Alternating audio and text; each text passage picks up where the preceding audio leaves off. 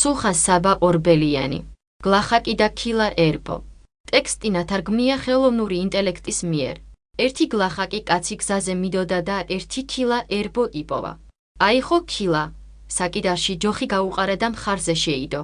დაიწყო გზაგზა სიარული და გულში ამბობდა, ღმერთმა ჩემი გამდიდრება მოინდომა.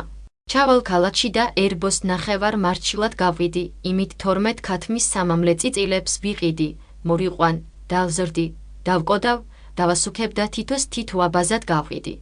მერე იმით საეშვე გოჭებს ვიყიდი, დავასუქებ, დავაკეატებ და ორ მარჩილად გავყიდი. მერე იმით სახარე ხბოებს ვიყიდი, დავზრდი, მოხნავ, დავთესავ და ავშენდებიო. ამ გულის თქმაში ურემზე შეშა დადო და ქალაქში გასაყიდად წაიღო. გზად ერთი ხიდი დახვდა და თქვა, აქ ხარი არ გაივლის, თუ არ შევუძახეო და შესწაღა, ხარიო. მოუქნია ჯოხი და ერბოს ქოთანი ხიძე დაჰკრა, ქოთანი გადხდა. ერბო დაიქცა და მისი გულის თქმით გამდიდრება წუთში დასრულდა.